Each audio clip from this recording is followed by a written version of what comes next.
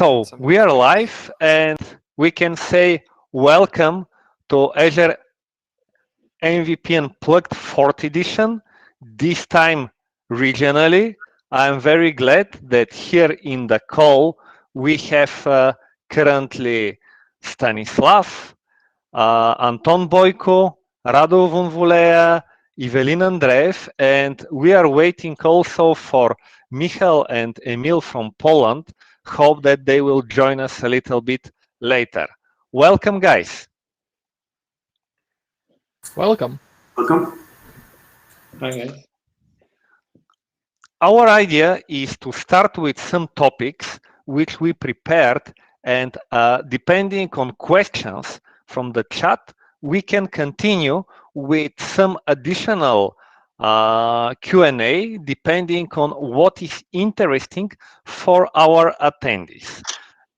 And my suggestion is to start with one very interesting hot topic about cloud adoption and migration. Radu is one of the experts there. So Radu, if you can share something, it will be really great. Okay, hi, hello everybody. If you have any kind of questions, please just type them on the chat, but more easily to drive the discussion. So I would say that if we had 5 or 8 years ago, cloud as we had a cloud as a lot of noise and everybody was talking about cloud. Now, especially starting from last year with working from home and the digitalization that we have nowadays, cloud migration is one of the most common topics. I wouldn't call it cloud adoption. I would go more on cloud. I wouldn't call it cloud migration. I would go more on the cloud adoption. And why? Because many times people are talking about migration, things like that, and when we go deeper with the discussion, you realize, well, it's not about migration because you don't want to keep too much from your on-prem system. You just want to improve your agility, how fast you can deliver new version of the product to the market, and so on. And yes, sometimes we're talking about cloud migration that are the classical one, like lift and shift and things like that. And I had a very interesting story that happened today about a migration from on-prem to cloud. I was talking with a startup, a local startup that is based in Romania, a very interesting one on IoT, improving and reinventing the way how you can do remote monitoring of your physical factories, of your devices, and how fast you're producing different things and so on. So it's more on the manufacturing part. And I was talking with the guys, and they were talking about their amazing on-prem solution that they have nowadays that are hosting on a small infrastructure provider from Romania. It's small comparison with other cloud vendors, but for local presence, they are pretty big. And we're talking about the prices, and they said, well, we have a very good price for it per month. And I said, okay, let's see how much you pay for what you are paying, and so on. We realized that every month they pay around 2,000 euros. It's not too much. It's a pretty acceptable amount of money for all of their customers. So I said, okay, let's see how much would cost you inside Azure. Initially, the initial cost was around 3,000 euros. And this is something that usually is happening when you're doing a lift and shift.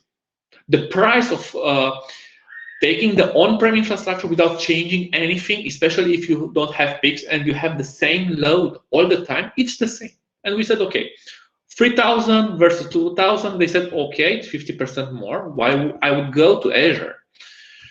And I said, okay, let's take a look on what are the resources that you are using on-prem, how you are using them, and so on. And what we realized very fast that just doing a lift and shift without doing any kind of changes, and doing some optimization about how many resources they would consume, we went from 3,000 to 1,800 euros. It's not a big difference, but now their on-prem to Azure costs are the same without doing anything else around it. Why they want Radu, to? Yes, please. I have one question, because it is really something which is pain point, how to estimate the cost, and how to optimize the resources. It is actually the selling point how you can make migration to the cloud. Can you share some insights here? Okay, so let me share my personal way of doing the migration estimation, especially when you're talking with a new possible customer or with a new company that they have some issues from the cost point of view, migrating to a cloud vendor and so on. How you should start the discussion, and in most of the cases, they don't want to do changes in application, and you don't want to change the way how their current application is running because it means more investment in development and so on. You can go very simple. Just do an initial estimation about taking the same infrastructure resources that they're using on-prem and try to do a match on the cloud. This is what was the first exercise, or let's say the first step. And the first step in our case was 2,000 on-prem to 3,000 to inside Azure. Well, it was okay-ish, but still 50% more, so it wouldn't be acceptable, and they wouldn't have a real incentive why they would go to cloud. Even so, Radu? yes. For what type of solutions are you talking about? I mean, from solution to solution is different, but if you are an independent software provider, you are developing a product and you're considering to host your product, or you're just moving kind of infrastructure like VMs. What kind of resources are we talking about, and what type of business? Yeah. So the type of resources that they were looking to do the migration, the initial resources were pure virtual machines. So virtual machines on top of VMware cluster, where from the local infrastructure provider they received a specific number of machines where they had deployed the database, the business layer, and very important, the reporting part, because they are doing a lot of data analytics, and also the UI and everything that exposing the API, the dashboards, and so on. The type of the business domain from which they are part on, they are part of manufacturing solution. So basically, it's an IoT solution for manufacturing, for large factories that are producing different things, especially the ones that they have robots or any kind of devices that can be plugged to a USB, to a COM, or to a serial connector from where they can fetch data. Okay, I hope that I was able to respond to your question.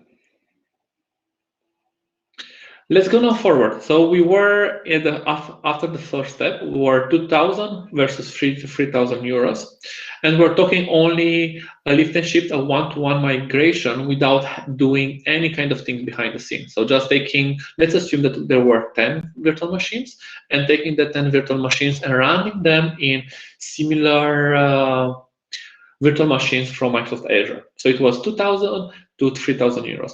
Now, the next step was looking on the load on that machines. And I mean CPU, memory, and disk. And what we observed that there were specific trends, especially especially when data are pushed to the platform. It was around especially from 7 to 5 p.m. So that was the peak for data collecting. For monitoring part and for different employees that are looking on dashboard, the current status, and so on, we see that the peak is usually around 9:30 during the lunch break from 12 to 1:30, and after that around 4 or 4 to 5, especially for the ones that have 2 different shifts that are working in the factory. And we said, okay, it means that, for example, during the night, because most of your end customers don't have the factory open during the night, then you can start to play. So you can do some downscaling of the VMs from the number of VMs and so on. And from there, we were able to reduce the number of workload that they need behind the scene to be able to run the platform. This was the initial exercise, and we reached around 2,400 euros or something like that, from 3,000 to 2,400. The third step that we've done were to analyze two items. The first one was the database, because their current solution had only one instance, basically one powerful VMs where the database was running. And the second thing was the data analytics part. Now, because it's a startup, don't think about that they will need very exotic solutions like manage instances or signups for data analytics and so on. The reality that on-prem they were using SQL Server, and the match to Azure SQL instances was very natural.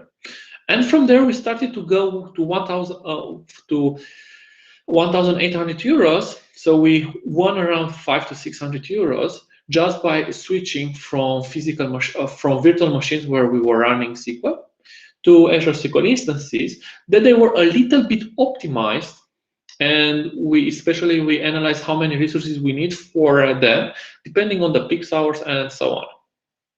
The fourth step that we didn't have time, and we said that we will analyze later on because it will impact the way how they are generating the reports, and especially also it is affecting the data marts and also the ER model that they have would be to change a little bit the way how they creating the data vault used for the reporting part. And that would be pretty interesting to see if they could go somewhere more closer to a Power BI. It might not work, and I expect that in the next 1 or 2 years that they wouldn't go to a more mature reporting solution, because the current solution that they have now works pretty well, and they invested a lot of resources already in how they do the data analytics and also how they are showing the charts, the report, and so on. Even so, if the startup would spin up and they will grow, or they could win large organization that they have multiple factories and they need a bunch of reports and a lot of analytics, I see a more natural migration in that case to Synapse or to Power BI, but it's something that they need, business need to be able to do this. So after the first step that I said, we were able to reduce the cost to be very close to the one that they have now on-prem. The thing that they don't have on-prem, and there are some things that they were pretty excited, especially if we remember 1 or 2 weeks ago the story of a private data center from Germany that went fire or something like that, and one of the gaming platforms lost all the data of their users for one of their games. They were trying to do exactly this, try to avoid this kind of situation, especially if they would lose the data vaults for their customers, the historical data basically, and this was very important for them. And this is why they started to look to a cloud vendor, in this case to Azure. So the next step, the thing that they are getting are basically backups in different locations, backups especially of the data, of the customer data, and also they are thinking about a possible DR. At this moment in time, they don't need a full DR solution. The most important thing for them is to not lose the data that they already have, historical data of their customers. And you could think about, and what I see normally in the discussion, especially we or you as a technical person, are pushing as near real-time backups, don't lose any kind of data. What is important in this kind of migration scenario or cloud adoption discussion, what you need to take into account and how you should go with the discussion is not about how fast you want this kind of backups, what is the minimal RTO and RPO that you need. No, it's about if, for example, you lose data for the last day, would impact the business. And I was surprised that in their case, they said, well, if we lose the data for the current day from our customers, it is fine. Nobody will complain. We'll understand. We will still be under our SLAs. So we went in a discussion, okay, we will have a backup, we have database backup that are done every 1 hour. It was the initial discussion. One day they said, okay, if we can go better, it's fine. So we will have Azure backups, backups of the data done every 1 hour, and for them it is more than enough. We don't need to go to close a second and things like that, and they already have a better SLA than the current one. This is this iteration where when we are more close to lift and shift, we don't take into account to do any kind of changes in the application. So, for example, changing the way how their solution are running, and everything that is behind the scene. For example, they don't use at this moment in time a microservice or a serverless approach. They are ready for it, but they are not yet there. And adding on top of the migration, another layer of going to a microservices approach would be too stretchy for them. So small steps driven by business needs. The first step, to have a similar cost to the one that they have on-prem with the better backups and a possible DR solution. Why I say a possible DR solution? Because on the current solution, they don't have a DR and a failover strategy. For the next gen, they are taking into account, but they need to take a look on the cost. Because of the startup, any kind of failover solution that they would add around 40–50% of extra cost of their current monthly infrastructure and running cost of their solution. So they're trying to cut the cost as much as possible. What I usually all the time recommend, try to identify the business KPIs and what drives the business to do that migration, and try to follow them. Even if it's very easily to push better SLAs or to push better quality attributes, be sure that the customer is ready to pay for them and he really needs them. Because each small thing that you would add an extra cost at the end of the migration of the adoption that they will do, and this would add extra cost to the migration exercise or to the migration program that they would be involved in. And try to think about a multi-stage and in multiple phase migration, where each step is motivated by a clear business need. Perfect. Thank you very much, Radu, for the explanation. It was really very important and I think helpful for many people who will watch this streaming. And my suggestion is to go to the next hot topic, which is related to actually how to publish to the marketplace your applications in Azure. And here, Ivelin and yeah, so sorry for interrupting, Mihail. So if I may, I would like to contribute a bit to the story that Radu was telling, because I do have quite an interesting and to some degree even a funny experience. What will happen if you will miss the proper design phase of that migration and how it could actually backfire. So I do believe that it will need like 2 or 3 minutes to describe. So I was working with the client, and we were basically hosting quite a big platform in Azure. We were using web apps as an underlying hosting platform, and to just give you kind of a glimpse of how big that platform was, on our production in total, we had more than 50 instances of web apps based on a premium plan. So the platform was quite big. And of course, because we want to optimize on cost on all non-production environments, what we did, we basically created a rules. Technically, you cannot shut down the web app as you can do with the virtual machine, but what you can do with the web app, you can stop it, and then you can scale it down to the cheapest pricing tier outside your working hours. So in that case, you will still have a pretty much good economy, like a very much good savings on your non-production environments. In addition to that, we had this basically schedule to turn them off outside business hours and turn them on back again for non-production. And for the production, we also have the auto scale configured in case the amount of traffic will suddenly popped up because maybe someone ran the marketing campaign or something like that. So now the user starts basically showing on the website more and more.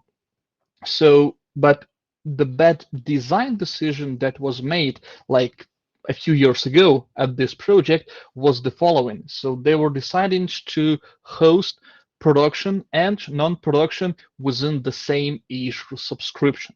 And on this one, guys, I will recommend you always to consult with the Microsoft best practices, because how it became an issue after the 2 years.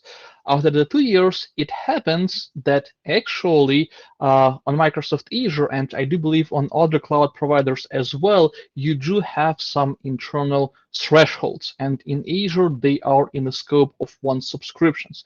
And those thresholds are basically saying that, let's say, in 1 hour, you cannot request to provision more than X amount of web apps, let's say, or more than X amount of CPU cores for your virtual machines. Okay, so Microsoft usually do that to protect themselves from someone, like getting in and saying, I want like 1 million of CPU cores next minute. So what was happening? Someone ran the marketing campaign, but they decide to run it early morning, basically the same time when we were scaling up our non-production environment, which was there on the same subscription. So our environments were scaling up, and at the same time, the users starts basically, going to the website, and our auto-scale engine on the web app was unable to. Yeah. And did you initially say scale up, or you actually meant scale out? Sorry, I meant scale out. Yeah, thanks. Thanks for this clarification. Yeah, I actually meant scale out.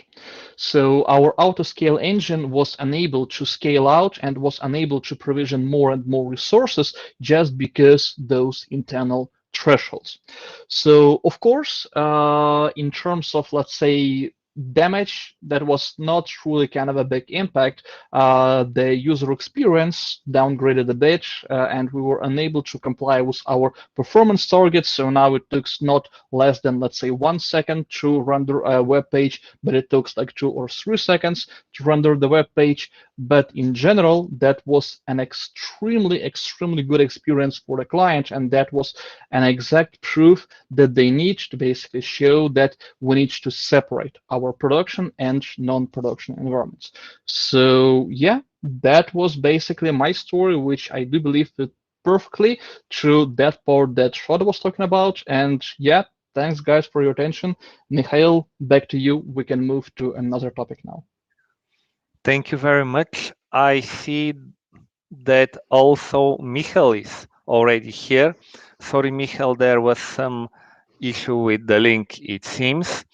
And we already started, but I think that you are joining in the exact time, because Michal has very good expertise in several domains, which we will discuss a little bit later, like disaster recovery, like hybrid cloud. So we will talk about this a little bit later. But now I would like to go related to how to publish your Azure applications into Azure Marketplace, the topic which actually Ivelin raised, and Ivelin and Stanislav probably can share some good insights related to this problem. It is not a small problem, related to many details, related to payment, related to integration with Microsoft. So guys, I really will appreciate if you can share some information about this. Okay, thanks, Michael. I think that I could start sharing the problem, but I think that Stan is much more competent to make comments on it. First of all, because we're working with banks, for example, and there is a challenge really to convert banks to using Azure, any solution in Azure.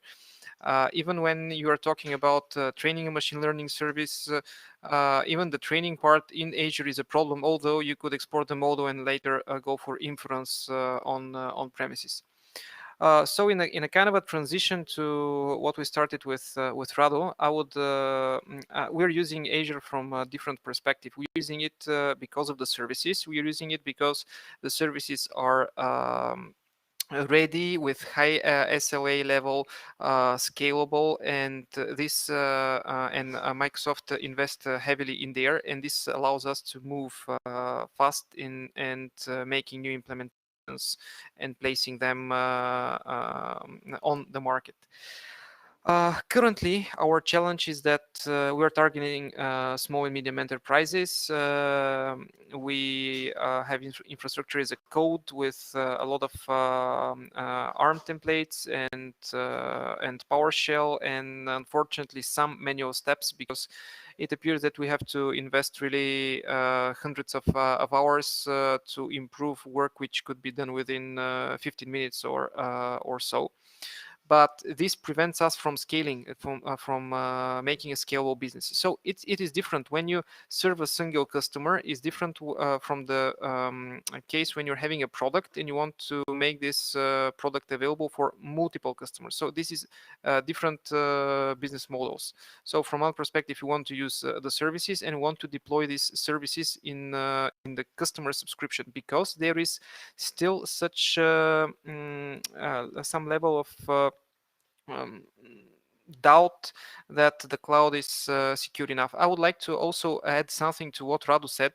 I don't know how many of you guys are aware of a thing called Azure Confidential Computing, and also there is one SDK for the confidential computing. What was the name of it? Enclave SDK. Where you could have your workload in a VM, and you could sync this VM to be a kind of a encrypted black box, which does its job in perfect isolation. It is probably a good thing you could have in your portfolio when approaching such organizations like banks or healthcare. So to go forward to the main topic, what we want to do, we already have our product published on the marketplace, but as a consulting services. We want to make it as a cloud offer in terms of either managed service or managed application, and probably use Azure Lighthouse for that. And here is where Stan could help a bit, I guess, because he has at least some experience with Lighthouse. But me myself, I am on that. I want to do it, but I don't think that I'm at the level of giving any clues, any explanations or guidance on how to do it.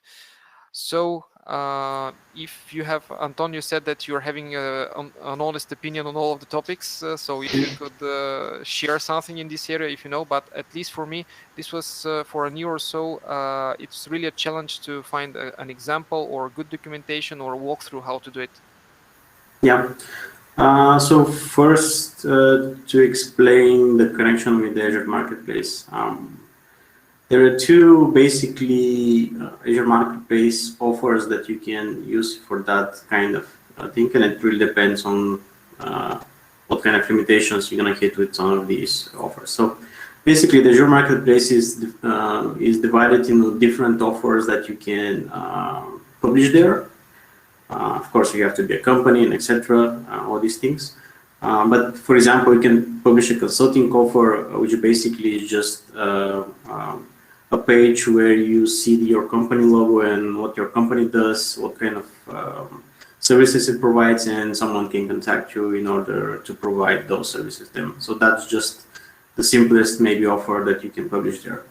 But they are more advanced, like being able to publish, let's say, a Lighthouse or a managed service, or publish something called managed app or managed application. Both of these things are basically giving you some kind of access to deploy resources to the customer. I will not go particularly into the managed app, but both of these offers you can actually deploy even without Marketplace, and then once you're ready, you can basically go and deploy them through the Marketplace. But for that case that you have described, basically let's go through Lighthouse and what kind of Lighthouse can offer. So the way that Lighthouse works is that you have two tenants. Let's say one tenant is the customer and the other tenant is the partner or the service provider or the ISV, whatever you call it. These are two different tenants. They have their own subscriptions and their own Azure ADs, of course. What the customer can do is go and deploy a Lighthouse resource that basically describes that I want to give to that tenant, the partner tenant or the ISV tenant, access to these and these subscriptions or resource groups, to these and these AD groups, users in the partner ISV tenant. And then what happens is that once that resource is deployed and that access is given, basically the partner, the ISV, sees those resources and those subscriptions like it's its own subscriptions. Can I share my screen actually? Let me try. There is a button at the bottom. Yeah. Do you see my screen? Not yet. I do believe that Mihail needs to add that basically as an operator and change the layout. And while he's doing that, let me actually ask probably one more question related to the Lighthouse, because in one hand, I like that service and I can understand all the benefits of the Lighthouse, and the service itself is awesome. But still, my rule of thumb is if you can avoid it at all cost. So I would also like, actually, I mean, like, that was that honest and personal opinion that in one hand, I like the service, I know all the benefits, but if I have an option to avoid it, I always avoid it. So I would also like to hear maybe like your opinion on that one. Why would be the case? Do you have some arguments why should it be avoided? I would like to give an example to Anton.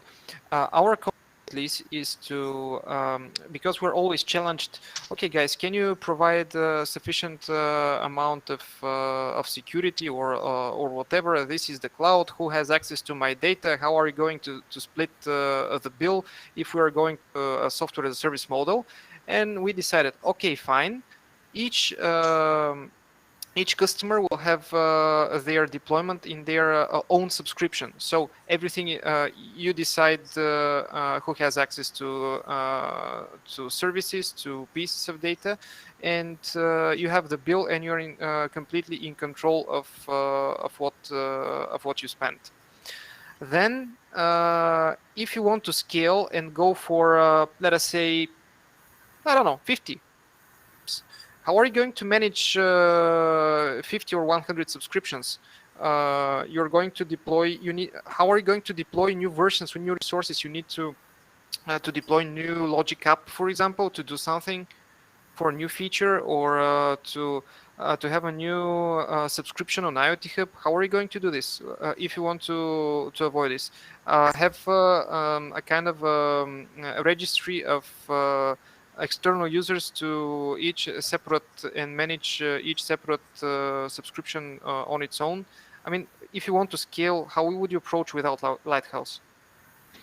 Yes, so let's actually split that conversation into two parts probably. So the first part will be, I don't know, let's call it development, but the name itself is not good as well. Okay, let's stick with the development for now. And the second one is operation.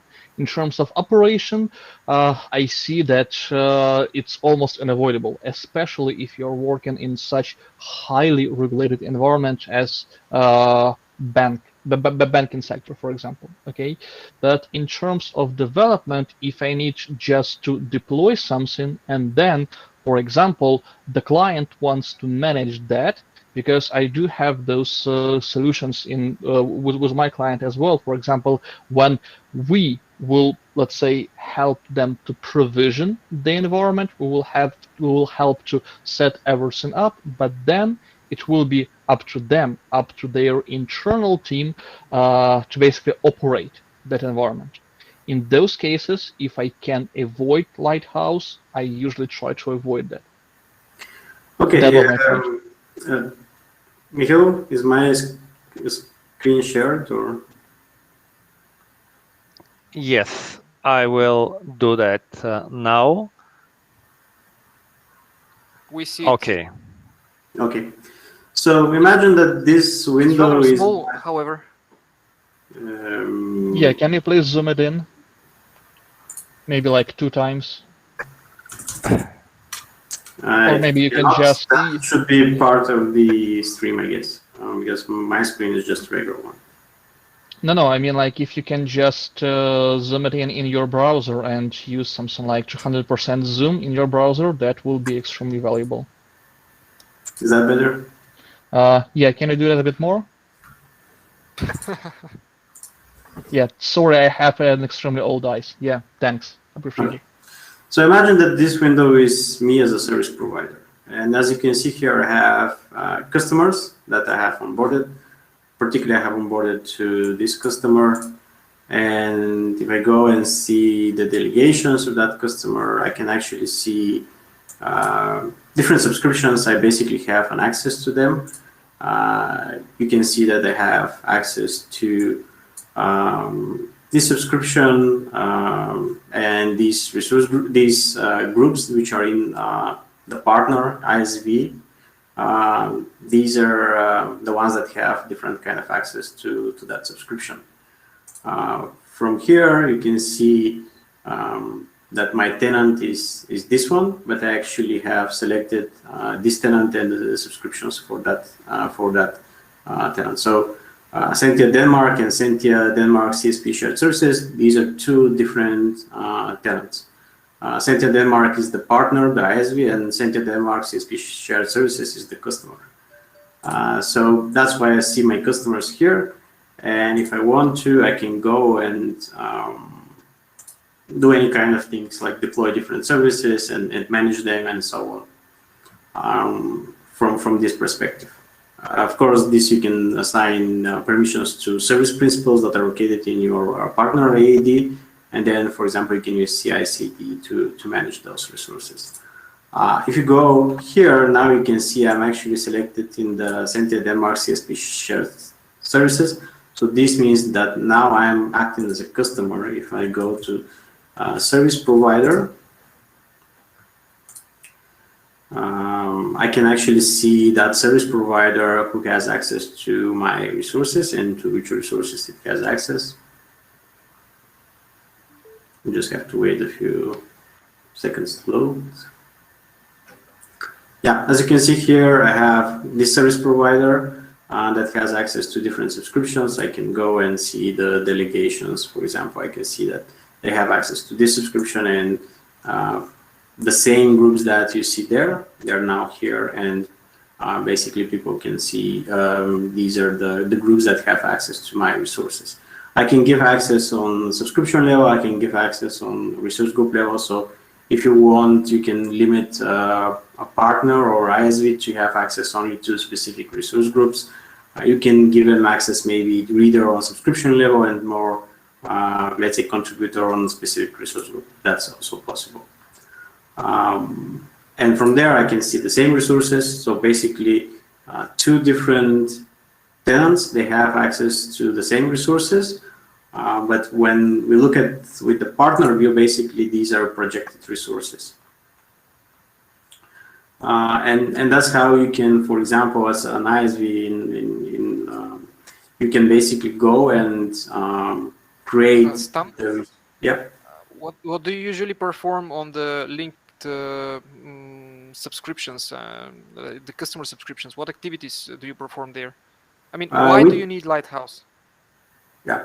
Your case. You can perform any kind of activities. You can perform deployments. You can perform any kind of operations, like even restarting VMs. Usually, the most common case is that you have a MSP or a managed service provider that you have hired to manage and deploy resources on their behalf. And then the customer gives access to the provider via Lighthouse. That's the most common scenario. But there are other scenarios, like a customer may have 2 tenants and you want to have identities only on the 1 tenant, then you're gonna go and use Lighthouse to manage the resources in the other tenant for which they don't want to create another identity for their teams. And today you told me that it costs nothing yes. in addition. Lighthouse is free. Managed app application is also free. So these are basically free resources. And because the official information is that if when you go and click on pricing, it says contact us to get. No. It's free. When you publish them to Marketplace, you basically publish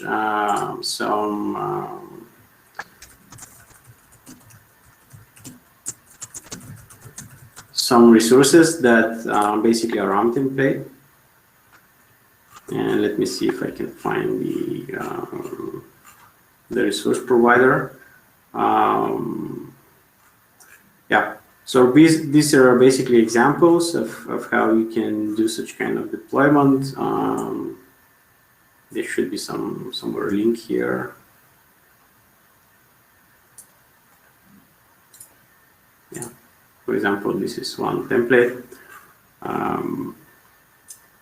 This is the resource provider. So you basically create 2 resources. One is registration definition that basically defines what kind of access you want to get. So defining the different groups that you want to add access, and the registration assignment is basically the actual assignment that you do either on subscription level or on resource group level.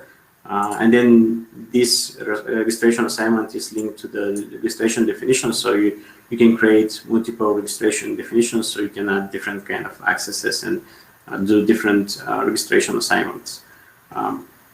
When you have such kind of template, you basically you either build it in the Marketplace. So actually, let me go and show you how this looks in the Marketplace as well.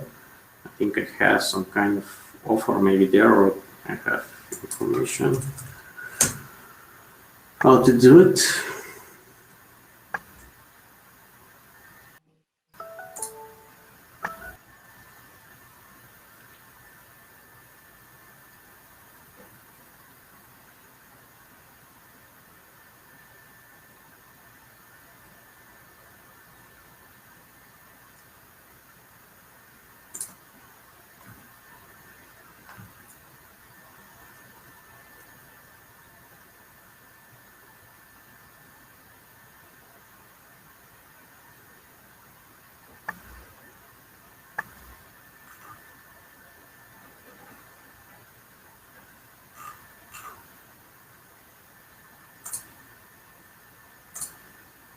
Not here. Just stop sharing and find the information.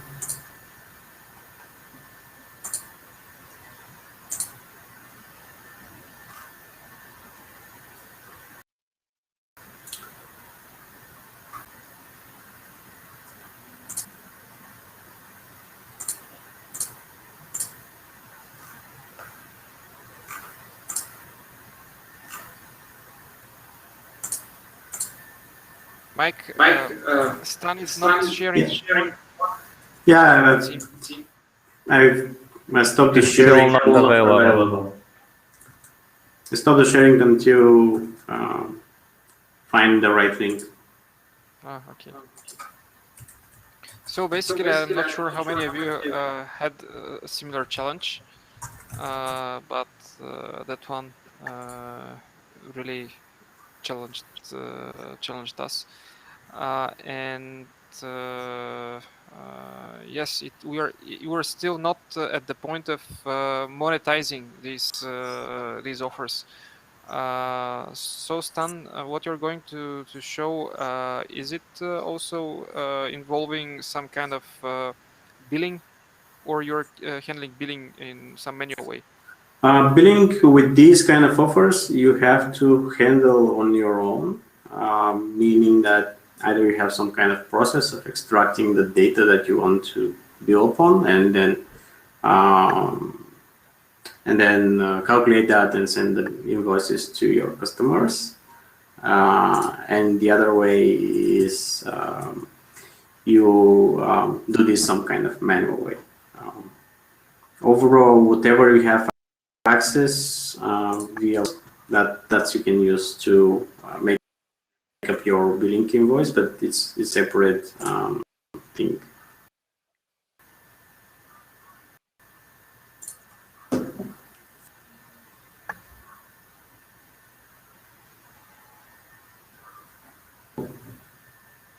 So I'm expecting if Stani will share something.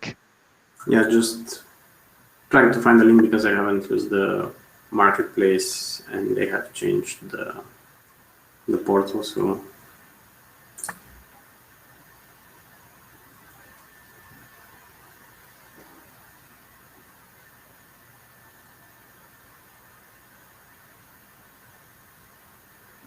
should we recap on my honest opinion? Anytime. Yeah, I mean, like, let's probably talk a bit about that, because I also see that Mr. Emil and Mr. Michal also joined us from Poland. So maybe we can also invite them to participate in that part of the conversation. So maybe like 10 minutes ago or something like that, I provide an honest, but it seems like a bit unpopular opinion on Azure Lighthouse, in a way that I do see the value of Azure Lighthouse when it comes to operate something, especially on a bigger scale. But if I can avoid that during the deployment stage, I will always try to do that. I will always try to avoid that if I can. So guys, did you had any experience before with that service? Do you have any opinion on that one? Michal? No. And by the way, sorry for throwing you under the bus. No problem. It depends on context, I think. Some things, yes, but it was not so really wide used on production, let's say. That's all. You know, I have really broad specializations, mostly on infrastructure. So, yeah. Can you see my screen again? Oh, now people see me. Yeah. And I will surprise you, Anton. I do not have any experience with Lighthouse. For last 3 years now. Yeah. As for last 3 years, I work for internal clients, so we don't use the Lighthouse because we don't need the Lighthouse at all.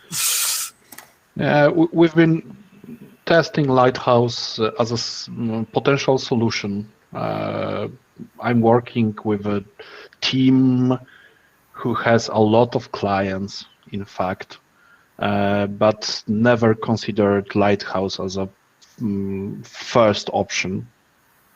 Always it was like, guest in a tenant or service principals. And to be honest, in most cases, client is forcing our teammates to have an account in their tenant. This is old stuff from old times when on-premises Active Directory domains rules the world. We started that way. We started that way, but at some point of time, now it seems unmanageable to me. So I'm trying to find Yes. the solution with Lighthouse. I mean, Lighthouse. Sorry. Yes, please. Yeah, Lighthouse resolved the issue with the scaling, which is a problem for many partners and many ISVs. If you work on a project-to-project basis, yeah, guest account is okay, because then you finish one project and you're already gone on with that guest account. You don't longer need. But for partners who actually try to win the trusted, to be the trusted advisor of the customer, they have to go and provide ongoing services. The same for ISVs, and that's where Lighthouse comes in, because also Lighthouse is very transparent on what kind of permissions you have given, and at any time you can also cancel those permissions if needed. Any activity that you log as a, let's say, as a partner or ISV is also logged in the resources of the customer, so they know exactly what you have done. Is my screen shared again? Yes. There was small issue with connection. So you can go and do a managed service offer, and then you go with this UI. You have to provide some ID.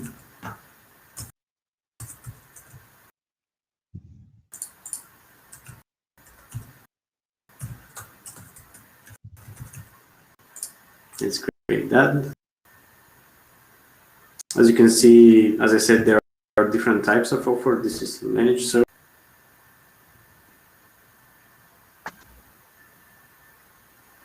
And now you have to go through UI of basically selecting the different input for that specific service. In the end, what it builds is basically going to the customer can go choose. Because so we see it poorly. Could you just go the Can you please elaborate a little bit what you're doing, because the resolution is quite poor. Is that better? Okay, so you're creating a new offer on behalf of Sentia. I'm just clicking through different places until I. You seem to be in the partner center publishing a new offer. Yes. And you have different inputs here that you need to provide for your these offers we have seen them, but where do you specify the deployment? Yeah, we're technical people. That's the interesting part of the topic.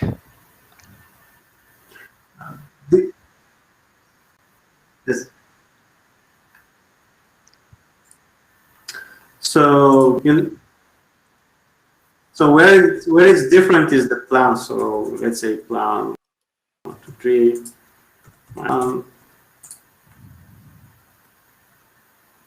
So offer setup, offer listings, and so on. These are the same no matter what kind of offer you choose. But the plan will be different because you have to provide different input. So let's and go to technical configuration menu.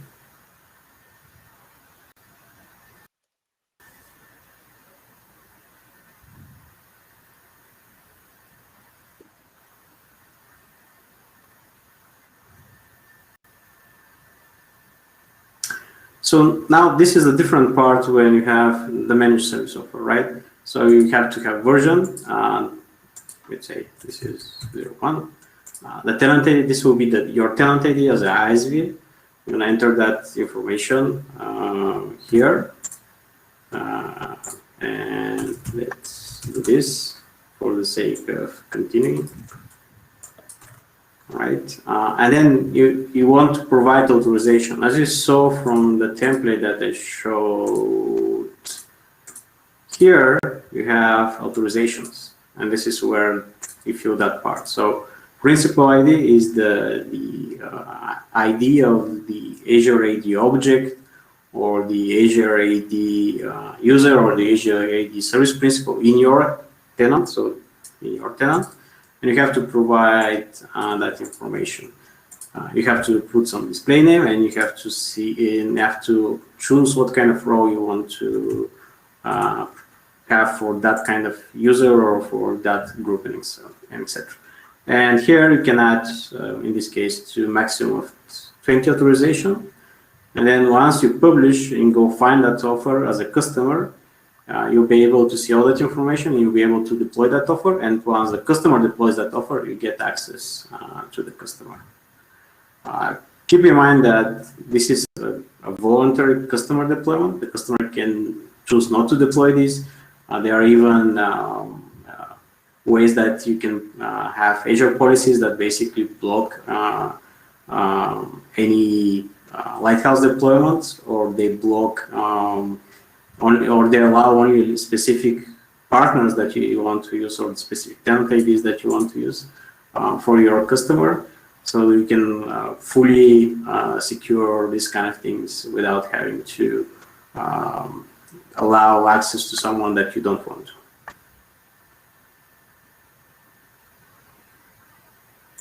So any technical configuration, okay, any plan you publish is originates from Lighthouse. I mean, you cannot publish other plan which is not linked to Lighthouse. I mean, we're not Lighthouse at all. I mean, it's obviously not. This is the specific offer. So the managed service offer allows you to publish only plans that are Lighthouse plans, basically.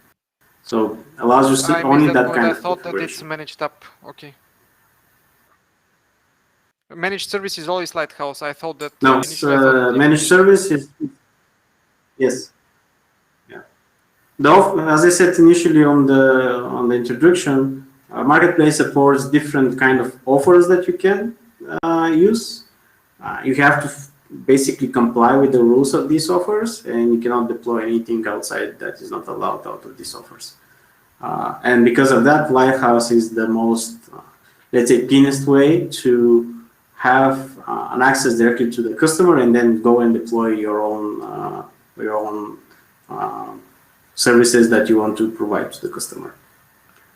Okay, Stan, thank you for that. Probably the other guys in the conversation would also like to add something, but for me personally, that was useful, because I can confirm I'm having a challenge which this one is addressing. Thank you, Ivelin, for this actually interesting topic. And I would like to go to another very interesting person, Michal, because he's the guy who actually is driving open source Python and some interesting stuff in Azure. And it is something which we really want to promote much more, because open source, different technologies which are not related exactly with .NET, for example, are with great opportunity to run on Azure. So, Michal, can you share some experience? What people need to know if they have some open source solutions and want to run it on Azure? Yeah, we have at least 4 streams, I think, in answer for your question. First stream is about running a typical application on Azure. Like it don't need to be a web application. In fact, an API or backend for web application. It can be a console application or something. So we have few options here, and all of those options are working great. Standard, it's virtual machines and virtual machine scale sets, a classic approach, working from the beginning, from times of cloud services, in fact, so from the beginning of Azure. So here, no changes, no Azure related impact, in fact, because it's a really interoperational environment. Just VM, doesn't matter if Windows or other. So let's keep it aside from the other. Next, we have Kubernetes Services, of course, it works great. Also, interoperational approach. It does not matter so much if Kubernetes cluster is running on Azure or in other cloud on premises. So here, a lot of options, very popular. In fact, it's not so .NET related environment, so it was not born under a Microsoft flag. So natural, it is used for open source stacks. Let's say .NET, of course, is open source right now, so we should call it in a different way. So classical open source stacks, let's say. Okay, next we have Azure Up Services. And here we see a lot of changes last years right now, but also last months and weeks. At the beginning, it was not so simple to run other applications than .NET or maybe Node.js on web apps. Right now, today, it's quite different. It is equally based on managed approach and containerized approach, so we can use every code for our application, in fact, on web apps to run our web applications. Of course, it's limited. It's not so extensible and easy to use with not standardized ports, let's say, and configs like on web, like we have on the web apps. So it will be much easier to run it on AKS, but on the web apps, it's managed almost in 100%. So it's easy to use, short time to the market from the beginning of the project. And today we have no problems with, yes, sure. Have you had sufficient experience? I mean, ACI is sometimes a preferred alternative of AKS, but I have a really bad experience with container instance, ACI. Have you had any good experience with ACI? I mean, the pricing of it is completely unpredictable, completely. And it's but if you will count 730 hours per month, it will be cheaper than virtual machine. So if you will treat it as a virtual machine, in fact, it will be okay. It's not so again, it's not so extensible as a virtual machine. In fact, you are limited, but I have good experience in production with ACI for some stuff, not web stuff, not API stuff, but we had to deploy APIs for machine learning. We deployed them by mistake in ACI, and we had to pay €700 per month for somewhat 6 APIs because every resource is rounded up to full CPU. I mean, if it's consuming 0.1 CPU, it's rounded up to 1 CPU. And this wasn't according to the initial pricing policy.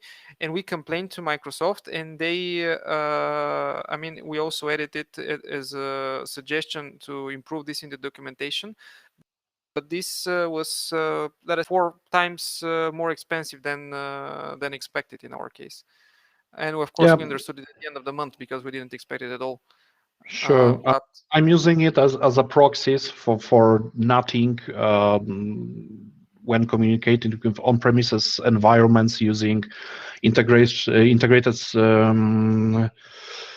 service environments for logic apps. If we need to NAT network traffic, we are using ACIs, and it performs really good. We have a number of cores and memory hard-coded, so it's predictable. I'm also using ACIs for machine learning when scoring a model or teaching a model, but also then it's hard-coded and it is running once a month and once a day once a day for scoring, once a month for learning. So I think my scenarios are different a little bit from yours. So you need to be aware that it is not so predictable as VMs, yes. And no one should be afraid of VMs in Azure, in fact, because to be honest, I don't see the reason to use ACIs instead of VMs. If you are creating some mechanism which is automating process of machine learning or creating any proxies or APIs that are needed during the month or not whole month, why you cannot automate it on VMs? In fact, you don't need to administer those VMs like in traditional way. You can just automate it with extensions or cloud in it, and it will work totally as a container. In fact, you can run Docker on this VM and automate it much more further than just deploying a code on a VM. Not speaking about creating images for running some workloads. So ACI seems to be good, especially with connected to AKS clusters as a virtual kubelet. But be aware that virtual kubelet is problematic right now on production. It's not working as you probably supposed to see be working on production environment. So I will not say that ACIs and virtual kubelet is production ready. So be aware. Okay, so next we have two more streams speaking about Python or any other open programming stack or language in matter of Azure, because we have the whole data stack in Azure. Python, in fact, is conquering the data landscape in Azure and not only in Azure. If we are speaking about Databricks, if we are speaking about HD Insight, Synapse, probably Excel in near future, we are speaking about Python.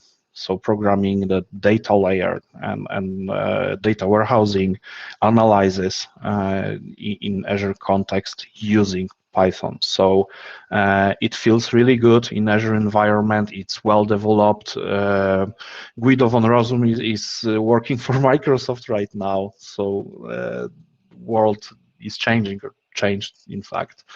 And I think the last stream of the answer is using the Python or other language other than .NET in a context of Azure is using Azure SDKs for your language of choice. Let's say it's Python. For me, in fact, it is, because I'm using Python to automate Azure tasks.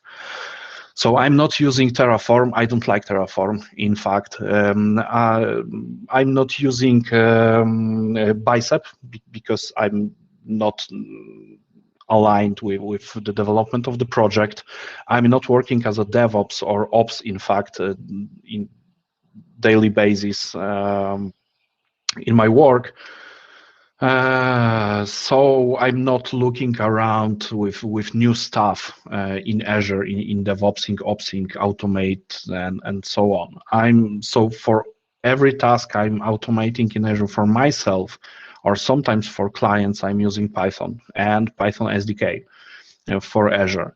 It works great. It is changing a lot nowadays, and there is a great team in Microsoft responsible for Python SDK. It seems to be aligned a little bit to .NET SDK today, to give people a feeling that all the SDKs are quite similar. 2-3 years ago, it was not going that way. Every SDK was quite different. And today, all the SDK teams are working on alignment. So if you are working with .NET today and you will be forced to use Python or JavaScript tomorrow in your project with Azure SDK, you should feel that you know where to look out the classes or methods or functions. Does not matter how it's named in your language. It will be similar. So it's the same tool, but maybe the same environment, the same development environment, but other tool, like hammer or screwdriver. You should know how to use both, and it should not be so problematic. So I think, yes, we have four streams. So running application data using SDKs, and running applications in the classic mode, not looking that we are working in Azure. So in all four streams, I think we are on a good path. Everything is going for Python. I don't know how it is, let's say, for PHP. I remember all time when PHP SDK was not having a lot of love from Microsoft product groups, let's say. I don't know how it is today. I know that the Golang is having SDK, it's well developed. I know that JavaScript SDK is well developed. I know that Java SDK is well developed. Of course, .NET, it's probably perfectly developed looking on the other on GitHub. Yeah, so I believe I answered your question. Michal, I have one more question, because you are also expert in the context of hybrid cloud. Can you share your experience, what exactly people can consider in this case when they're designing hybrid solutions? Okay, it's a good question. There's probably some kind of hype today for hybrid environments, not only on the market, but also in Microsoft. On the market, of course, hybrid environment should be something natural, because our clients, maybe you, in my case, a little bit also, we have investments in hardware. Our data center or some kind of co-location or something like this. So we have bare metals, we have virtualization on premises or somewhere in okay, some people had their environments in OVH, but right now it can be a little bit problematic for them. But building stuff like this, like hybrid environments, we have two things we can cover. The first one is connecting our environment to Azure or other clouds to communicate with Azure services. And it's quite natural today for clients that they are just asking for it, because there is a demand for solutions like this. So maybe I will leave it, because it's the simplest scenario. The second one is a situation when clients are having on-premises environment. They are connected to Azure to expand the infrastructure, let's say, for VMs, networking, and so on. So it's natural way.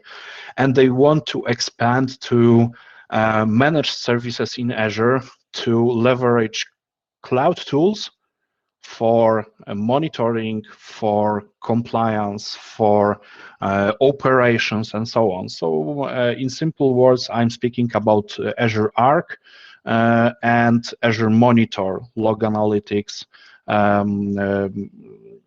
Azure Defender, so Security Center, with name changed last Ignite.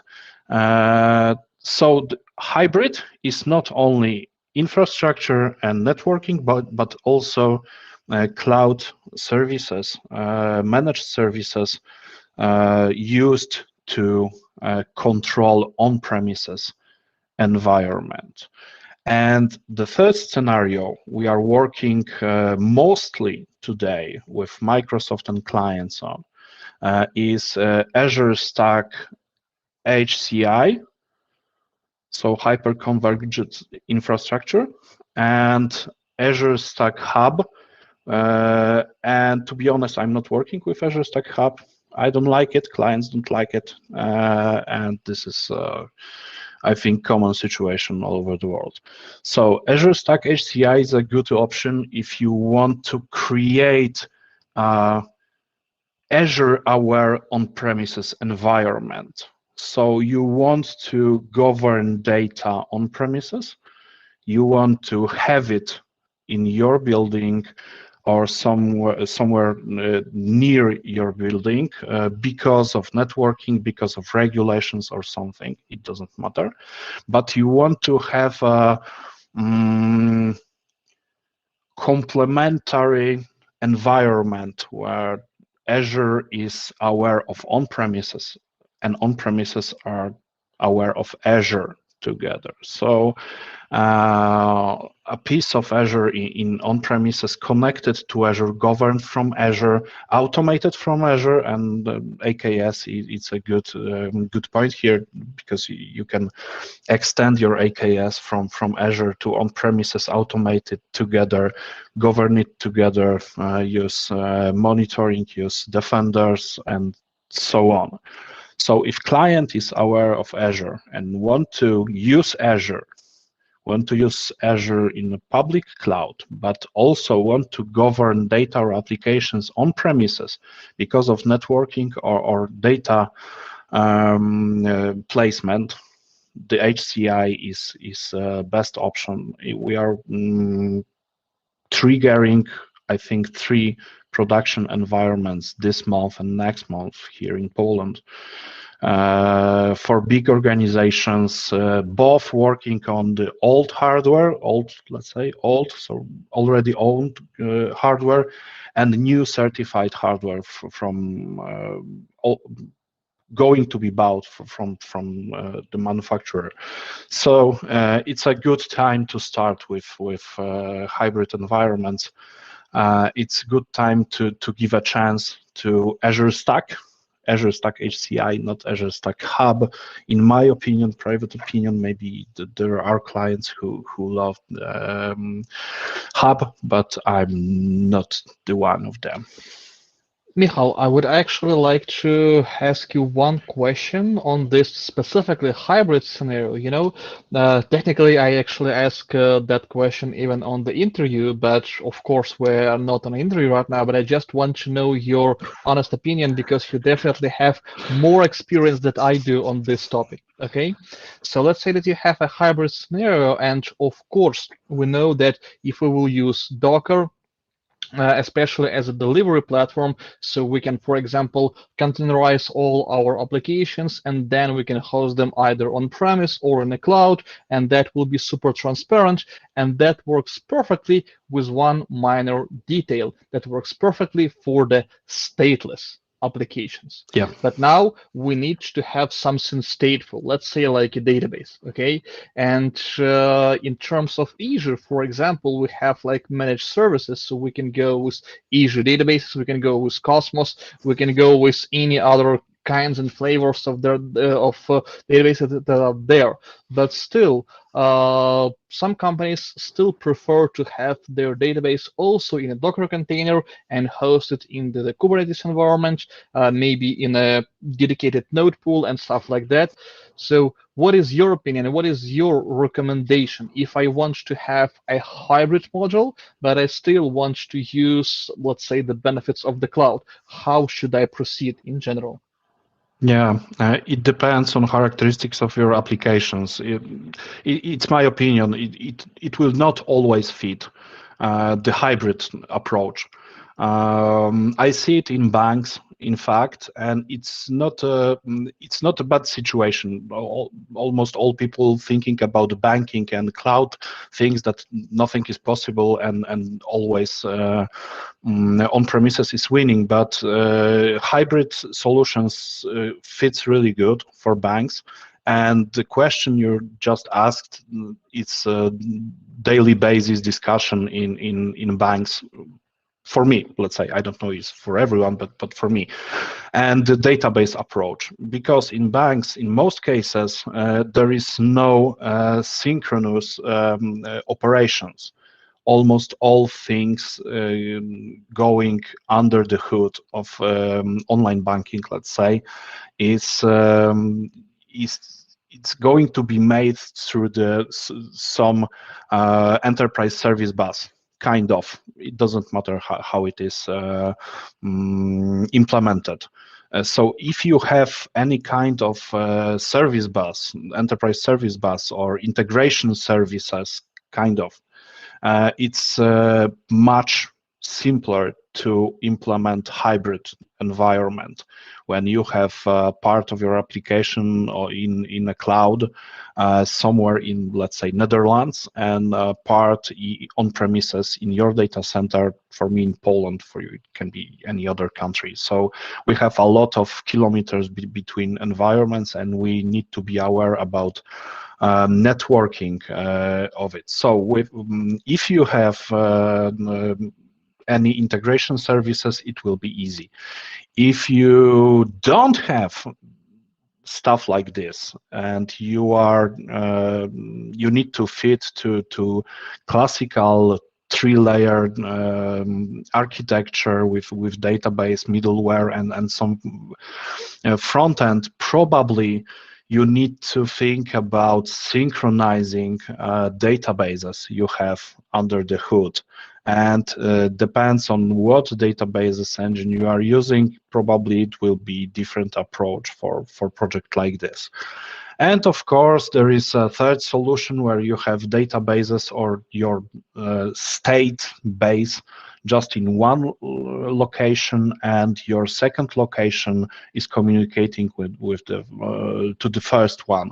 And here we have question if public cloud is your first location or on-premise is your first location. How far locations are from each other, and how your application is treating problems with connections or delays on connections. Yeah, so it depends on application, and we need to say it loud. I think not every application is ready to be moved to the public cloud first. Not every application is ready to be moved to the hybrid architecture. And not every application should be considered as a good to move or to change this architecture. There is a lot of, it don't need to be a legacy application. In fact, some applications are created with on-premises in mind, some applications are created with cloud in mind, so you will not be able to run it on-premises.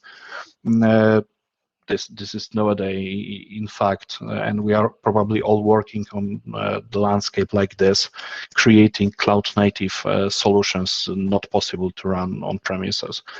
And we have applications, whole systems, which cannot be running in an environment where we are, where there even is possibility to have a networking problems like, stock exchange. Yeah, it will be really problematic to run it in a public cloud on hybrid environment. I think for many years, starting from today, probably maybe in 10 years, maybe 20 years, we will be ready to run it in a public cloud. Because of networking, software-defined networking, software-defined storage, software-defined everything. So not everything is ready to be moved to the cloud or hybrid environment. Let me probably ask you one more question to finalize on this topic. This is the simple yes and no question. Have you ever seen that what they're usually talking about, that if you will use Kubernetes, you will be able to do a drag and drop from your on-premise to cloud? Have you ever seen that working? No fucking way. Thanks for your honest answer. It's a unicorn. It was never true, in fact. Maybe a little bit marketing from cloud vendors and so on, but it was never true. For me, my opinion. That's my experience as well. Thanks. Guys, I think that we are already close to the end of this session, but I would like each of you to share some recommendations to our attendees at the end before to stop. So please go ahead, probably Michal with you because you are actually on the screen now. Okay, so do your backups, plan your disaster recovery, and that's all for this month, I think. Anton? Good advice. Yeah, from my side, I will probably repeat the same advice that I provided at the beginning of our conversation, is that especially if you're just starting with the cloud, or if you're starting with some new services in the cloud that you never worked before, go and at least check the best practices from the Microsoft. I've been working with Azure for more than 10 years for now, and of course 10 years ago the documentation and the best practices, let's say, there were a lot of room for improvements, but currently the documentation is much better than it used to be 10 years ago, and there are a lot of useful things there, so go and at least check the best practices. That will be my advice. Thank you very much for these good recommendations. It was really awesome event. Thank you for everything, for this contribution, sharing of experience, and hope that you will join again pretty soon after a few months for the next edition of Azure MVP Unplugged. Thank you. Thank you. I can say that I will join as soon as you will invite me. That's the commitment. You will. Thank you. Thank you, and have a nice evening. Have a nice evening, guys. Bye-bye. Bye.